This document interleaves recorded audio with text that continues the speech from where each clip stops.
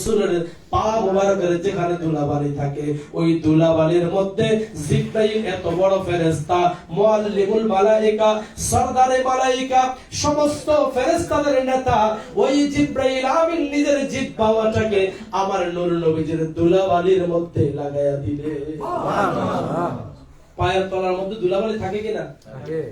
আসল হাদিস শরীফ থেকে বলছি। কত নম্বর হাদিস বলছি? একটু কথা বলতে হবে। কত নম্বর? 3887 নম্বর হাদিসে পাকের ভিতরে এসেছে, হাদাসানা খুদবাত ইবনে খালিদ হাদাসানা হুম্মাম ইবনে ইয়াহইয়া হাদাসানা কতাদাতা আন আনাস ইবনে মালিক আন মালিক ইবনে সা'সা'আত রাদিয়াল্লাহু তাআলা আনহুমা আন্না নবিয়াল্লাহি সাল্লাল্লাহু আলাইহি ওয়াসাল্লাম حدثهم عن ليلة أسرية به بينما أنا في الحاتم وربما قال في الحجر زركن سبحان الله حديث পাকের ভিতরে এসেছে আল্লাহ রাসূল সাল্লাল্লাহু আলাইহি ওয়াসাল্লাম আন লাইলাতি উসরিয়া বিহি বাইনামা আনা ফিল হাতিম, আমি প্রথমে ওই লাইলাতুল উসরা নামক ওই রাতে বিহি বাইনামা আনা ফিল হাতিম, আমি হাতিমে কাবার মধ্যে ছিলাম, ওয়া রুবামা ক্বালা ফিল হিজরি, হিজরি মানে হচ্ছে হাজরে আসওয়াদ, অতঃপর আমি নবী হাজরে আসওয়াদের কাছে গেলাম, হাজরে আসওয়াদের কাছে শুয়েছিলাম, মুদতাজিআন ইদা আতানি আতিফা ফাদাকালা ওয়া সামি'তুহু ইয়াকুলু ফাশাক্কা মা বাইনা হাদিহি ইলা হাদিহি ফাকুলতু লিল জারুদি ওয়া হুয়া ইলা জামবি মা ইয়ানি বিহি ক্বালা মিন সুগরাতি نعره إلى شعرة وسمعته يقول من قصه إلى شعرته فاستخرج قلبي ثم أتيت بسطي من ذهب مملوءة إيمانا فغسل قلبي زرق الله أكبر আল্লাহ রাসূল সাল্লাল্লাহু আলাইহি ওয়াসাল্লাম তিনি বললেন, আমি হাজরা আসওয়াদের কাছে ছিলাম, অতঃপর জিবরাইল আমিন আসলেন, আমাকে ডাকলেন না, বরং অন্য একটা স্পর্শে অর্থাৎ জিহ্বা লাগিয়ে আমাকে ঘুম থেকে জাগ্রত করলেন। এরপরে আল্লাহ রাসূল সাল্লাল্লাহু আলাইহি ওয়াসাল্লাম তিনি বলছেন, ইয়াকুলু ফাশাক্কা মা বাইনা হাদিহি ইলা হাদিহি, এইখান থেকে আল্লাহ রাসূল দেখাচ্ছেন নাকি, এখান থেকে এখান, সাহাবী বলছেন বুকের উপরি ভাগ থেকে নাভির নিচ পর্যন্ত পুরাপুরি ফাড়লেন, জিবরাইল আমিন পুরাপুরি দুই ভাগ করলেন, করার পরে কলবটাকে বের করলেন, হৃৎপিণ্ড বের করলেন, সব পেট থেকে আঁতুড়িগুলো বের করলেন, রুহুটাকে বের করলেন, অর্থাৎ ভিতরে যতগুলো অংশ আছে সকল অংশগুলো বের করলেন। বের করার পরে মিন কাসিহি ইলা শিরাতিহি ফাস্তাখরাজা কলবি, আমার কলবটাকে বের করে দিলেন। সুবহানাল্লাহ সুবহানাল্লাহ আমার কলবটাকে বের করলেন। সুম্মা উতিতু বিতাসতি মিন যাহাবি মামলুআতি ঈমানান ফাগুসিলা কলবি, এরপরে আমার কলবটাকে সাধারণ জায়গায় রাখলেন না, এমন একটা পেয়ালার মধ্যে রাখলেন যে পেয়ালার মধ্যে এলেমে ঈমানে ভরপুর করে আল্লাহ জান্নাত থেকে পাঠিয়ে দিয়েছে। সুবহানাল্লাহ। এটা আমার কথা বলছি না, বুখারী হাদিস থেকে বলছি, বুখারী শরীফের হাদিস শরীফ। সুম্মা উতিতু বিতাসতি মিন যাহাবি মামলুআতি ঈমানান ফাগুসিলা কলবি, অতঃপর আমার কলবটা ওই পাত্রে পেয়ালার মধ্যে রাখা হলো, আমার কলবটাকে জমজমের পানি দিয়ে ধৌত করা হয়েছে। আল্লাহ রাসূল সাল্লাল্লাহু আলাইহি ওয়াসাল্লাম বলছেন, ফাস্তাখরাজ কলবি সুম্মা উতিতু বিতাসতি মিন যাহাবি মামলুআতি ঈমানান ফাগুসিলা কলবি, এবং ঈমানে ভরপুর, আমলে এলেমে ভরপুর ওই পাত্রের মধ্যে আমি নবীর কলবটাকে রাখা হয়েছে। সুবহানাল্লাহ। এরপরে কি করলো, সুম্মা হুশিয়া সুম্মা উইদা সুম্মা উতিতু বিতাব্বাতি তুলাল বাগলি ওয়া ফাওকাল হিমারি। অনেক অনেক বক্তা এখন ডক্টরের সেজে বলে আল্লাহ রাসূলের রাতের বেলায় কোনো বোরাক ছিল না, রফরফ ছিল না। জোরে বলেন নাউযুবিল্লাহ। আল্লাহ রাসূল বলছেন ওয়া ফাওকাল হিমারি আবিয়াদা, এটা ছিল হেমার চাইতে আরেকটু উঁচু, খচ্চরের চাইতে আরেকটু ছোট, অর্থাৎ বকরির চাইতে বড়, খচ্চরের চাইতে একটু ছোট, মাঝামাঝি রং ছিল আবিয়াদুন, সাদা রঙের। জোরে কন্না সুবহানাল্লাহ।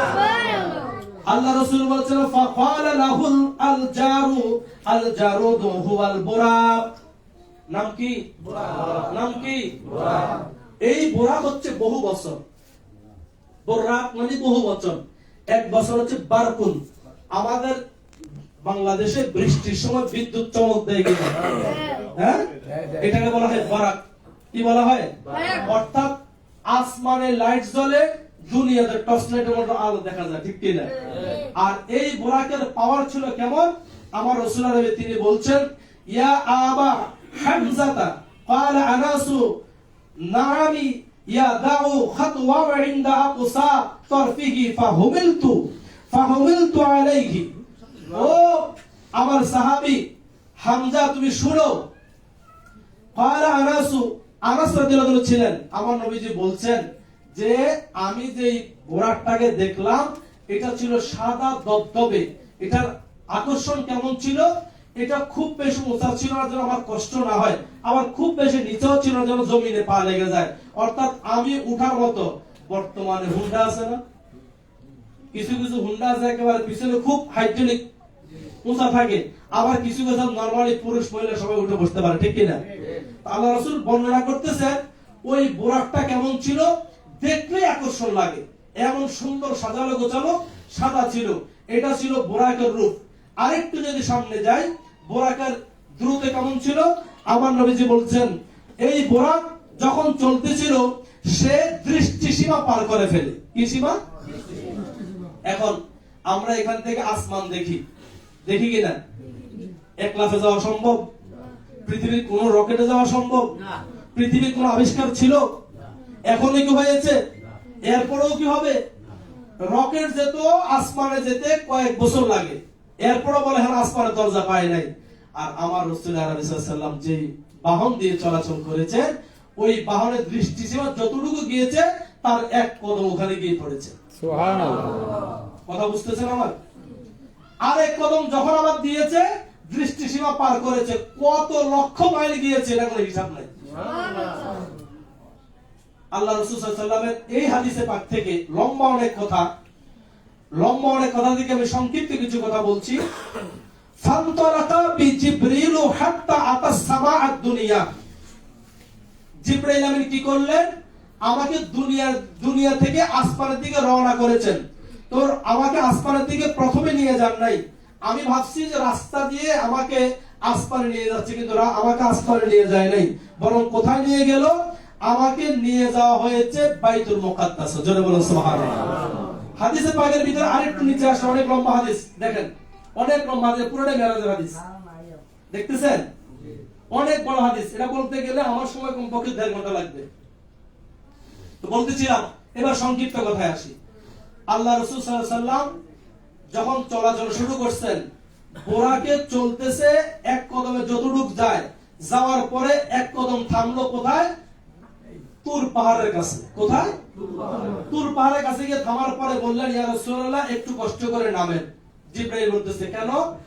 এই তুর পাহাড়ে হযরত মুসা কালিমুল্লাহ আল্লাহর সাথে কথা বলেছেন, তো আপনি বরকত নেওয়ার জন্য এখানে নামাজ আদায় করুন। ইতিহাস দেখেন, ইতিহাস কি প্রমাণ করে? আমার রাসূলকে দিয়ে আল্লাহ জিবরাইলকে দিয়ে শিখায় দিলেন, যদি কোন নেককার মুমিন ব্যক্তি ওই জায়গায় বসে, এই জায়গাটা সাধারণ জায়গা থাকে না, জায়গাটাকে দাবি করে দেন কে? আল্লাহ। তো আমার মুসা নবীর দাম বেশি না আমার নবীর দাম বেশি? কথা বুঝবেন? মুসা নবীর দাম বেশি না আমার নবীর দাম বেশি? এখানে দামের বিষয় আসে নাই, মানের বিষয় আসছে।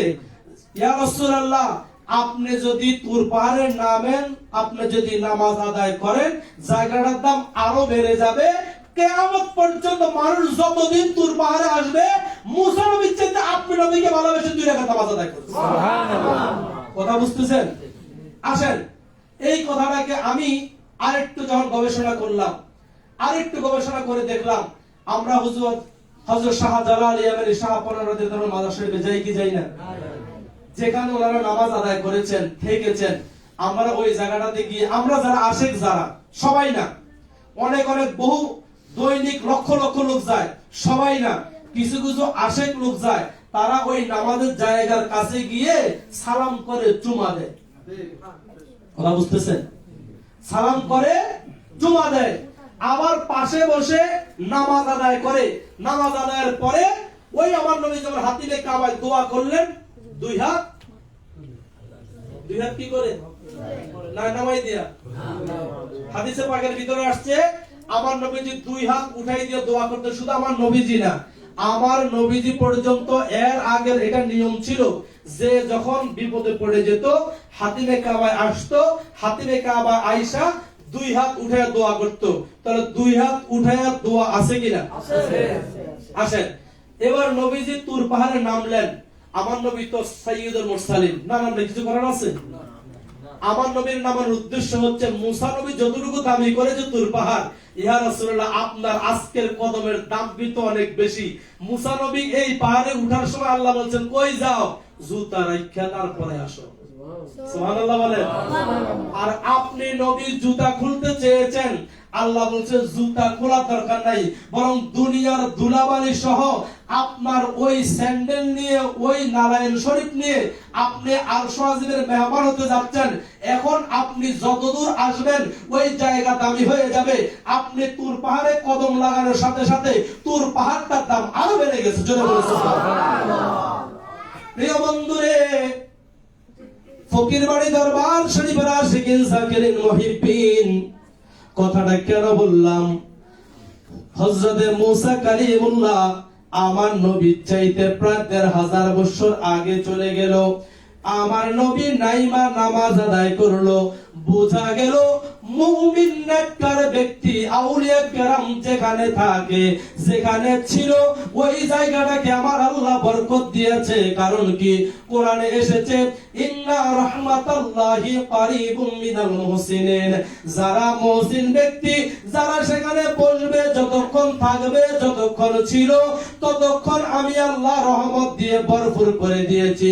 যদি এরপরেও কেউ ওই জায়গা থেকে রহমত দিতে চায়, বরকত দিতে চায়, ওই জায়গাটাকে সম্মান করে ওই ব্যক্তির উসিলা দিয়ে আমি মাওলার কাছে দোয়া করলে, ওই ব্যক্তির উসিলায় যেই ব্যক্তি চেয়েছে আমি তার মনের আশা কবুল করে নে।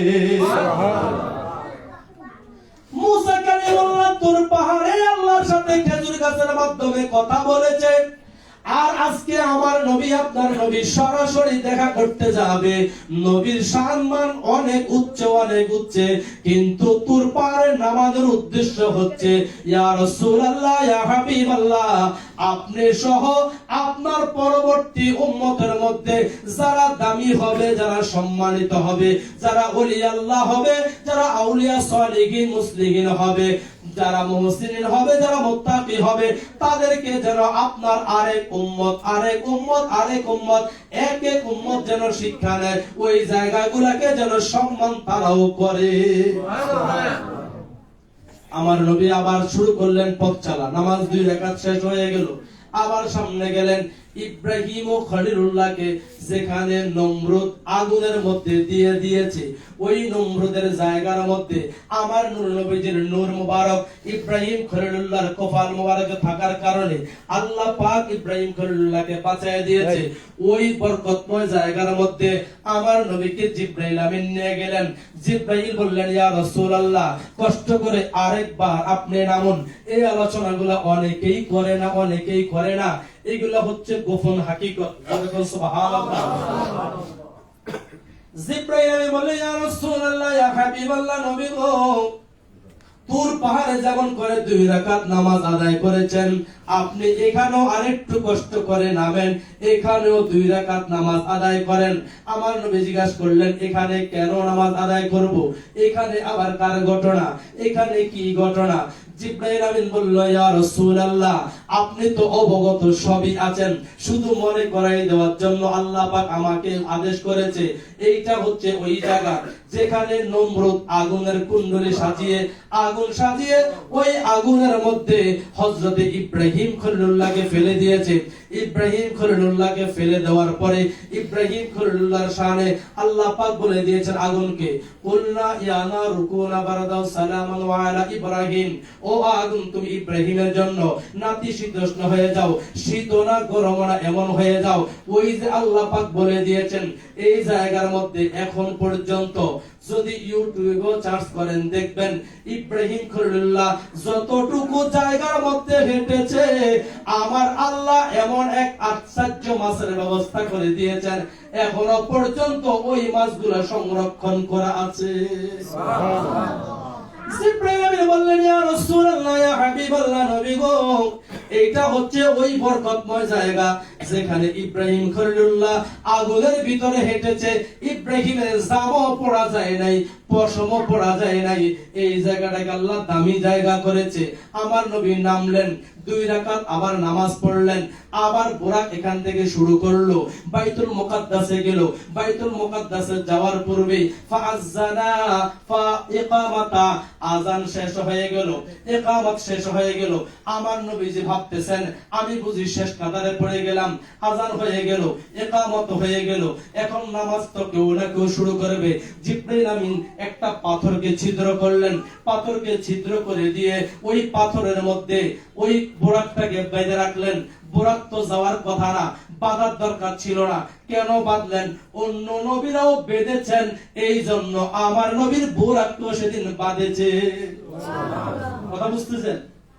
বুরাক তো আল্লাহর হুকুমে আসছে, বুরাক তো আল্লাহর হুকুমে আসছে, তো বুরাক তো যাওয়ার কথা না, কেন বাঁধলেন? এটা হচ্ছে নবীদের সম্মানার্থে সুন্নত আদায় করলেন। সুবহানাল্লাহ বলেন। জিবরাইল বললেন ইয়া রাসূলুল্লাহ ইয়া হাবিবাল্লাহ নবী গো, নামাজ শুরু হবে না আপনি যাওয়ার আগ পর্যন্ত, আযান হয়ে গেল, ইকামত হয়ে গেল, নামাজ হবে না। অনেক অনেক লোক তো দাঁড়িয়ে আছে। ইয়া রাসূলুল্লাহ শুধু অনেক লোক নয়, আজকে সমস্ত নবী এবং রাসূলদেরকে আল্লাহ পাক সমঝোতা করেছেন, একসাথে করেছেন, একসাথে করে মাঝখান দিয়ে জায়গা রেখে দিয়েছেন। এই জায়গা দিয়ে ইমামুল মুরসালিনের জায়গা আপনি চলে যাবেন। আজকে আপনার ইমামতিতে সবাই মুক্তাদি হয়ে নামাজ আদায় করবে। সুবহানাল্লাহ। নামাজ হইল কয় রাকাত? 2 রাকাত। আবার কয় রাকাত? এখন প্রশ্ন হচ্ছে নামাজটা এখনো ফরজ হয়? নামাজ এখনো ফরজ? এর আগে তো 6 রাকাত পড়া শেষ। এই 6 রাকাত কেমনে শিখলেন? বুঝা গেল নামাজ তখন না, এর আগ থেকেই নামাজ। কথা বুঝলেন? এর আগ থেকেই যারা শুধু 5 জায়গায় নামাজের ওয়াজ করে এদেরকে বলবেন যে হুজুর তো মেরাজের রাতে নবীজি বাইতুল মুকাদ্দাসে নামাজ পড়ালেন, এটা কোন ওয়াক্তে নামাজ পড়াইলেন? এটা কোন ওয়াক্তে নামাজ পড়াইছেন? হুজুর এটা কি ফরজ না ওয়াজিব না সুন্নাত না নফল না মুস্তাহাব, কি নামাজ? হুজুর উত্তর দিতে পারবে না, কারণ হুজুর 5 জায়গায় ওয়াজ করে, হুজুর এখন নফল ওয়াজ করে না, সুন্নাত তো বাদে দিয়ে দিচ্ছে। এখন বহু মসজিদে আছে ফরজ পড়ে হুজুরও খারায়া যায়, মুসল্লিও খারায়া যায়, ঠিক কি না? আছে কি না? অথচ আমার রাসূল আলাইহিস সালাম তিনি বলছেন যদি কেউ ফরজ নামাজ আদায় করো, ফরজ নামাজের পরে একটু অবসর থেকো, একটু গ্যাপ দিও, তোমরা ফরজের সাথে সুন্নতকে একসাথে লাগিয়ে ফেলো না। এই জন্য আহলে সুন্নাত ওয়াল জামাত আমাদের ওলামায়ে কেরাম, বিজ্ঞ ওলামায়ে কেরাম দলিল দিয়ে কথা বলেছেন যে নামাজের পরে উঠে যাবে না, বরং নামাজের পরে একটু তাসবিহ পড়ো, সুবহানাল্লাহ, আলহামদুলিল্লাহ, আল্লাহু আকবার, লা ইলাহা ইল্লাল্লাহ, মুহাম্মাদুর রাসূলুল্লাহ সাল্লাল্লাহু আলাইহি ওয়া আলিহি ওয়াসাল্লাম। তুমি পারলে আরেকটু দুরূদ শরীফ পড়ো, আরেকটু তাসবিহ পড়ো, অতঃপর 2 হাত তুলে আল্লাহর কাছে চাও। সুবহানাল্লাহ। এই দলিল আছে কিনা? আছে, আছে। এই দলিল মেনে আসতেছে যারা, তারা ফরজ আর ওয়াজিবের ভিতরে পার্থক্য রাখে, আর যারা দলিল মানে না তারা সালাম ফিরে ইমাম সাহেবও খারায়া যায়, মুসল্লিও খারায়া যায়, কোনটা ফরজ কোনটা সুন্নাত বুঝা বড় দায় হয়ে যায়, ঠিক কি না? ঠিক। এটা কার কালচার জানেন? এটা হচ্ছে ইহুদিদের কালচার। কার কালচার? ইহুদি। কথা বলেন না, কার কালচার? ইহুদি। আমার রাসূল আলাইহিস সালাম তিনি বললেন সাহাবীরা এরকম করতেন, সাহাবীরা এরকম যখন করছেন আমার নবীজি বলছেন এ সাহাবীরা আমি ফরজের সালাম ফিরে তোমরা দাঁড়ায় না কেন? কই ইয়া রাসূলুল্লাহ পরবর্তী নামাজ আদায় করার জন্য। কয় না, ফরজের পরে একটু গ্যাপ দিবা, একটু তাসবিহ পড়বা, একটু দোয়া মাসনুন পড়ে তারপরে তোমরা অন্য রাকাতে নামাজ পড়বা। যদি ফরজ এবং সুন্নতের ভিতরে একেবারে এত তাড়াতাড়ি করো তাহলে মুসল্লিরা অনেকেই বিভ্রান্ত হয়ে যাবে। আসলে তুমি কি এখন জামাতেই আছো নাকি অন্য রাকাতে নিয়ত করেছো? এই জন্য মাঝখানে একটু খালি ফাঁকা সময় রাখতে হবে। কথা বুঝতেছেন? জিবরাইল আমিন আমার নবীকে সামনে নিয়ে গেলেন। সামনে চলে যাওয়ার পরে আল্লাহ রাসূল সাল্লাল্লাহু আলাইহি ওয়াসাল্লাম নামাজ আদায় করলেন। নামাজ আদায়ের পরে যারা যারা সামনে ছিল তাদের সাথে সাক্ষাৎ করলেন, তাদের সাথে কথা বললেন, একটু সংক্ষিপ্ত বক্তব্য দিলেন। আল্লাহ রাসূল সাল্লাল্লাহু আলাইহি ওয়াসাল্লাম তিনি যখন আবার বের হয়ে আসলেন, জিবরাইল আমিন বললেন, ইয়া রাসূলুল্লাহ, আমাদের সময় এখন আবার নতুন যাত্রা। এখন কি যাত্রা? প্রথম আসমানের কাছে চলে গেলেন। প্রথম আসমানের কাছে গিয়া হযরত জিবরাইল আমিন সালাম দিলেন। সালাম দিয়া এবার জিজ্ঞাসা করলেন, ভিতরে কে আছেন? দরজা খুলে দেন, দরজা খুলে দেন। যখন তিনি দরজা খোলার কথা বললেন, তাকে জিজ্ঞাসা করা হলো, ফাহুমিলতু আলাইহি ফানতালাকা বি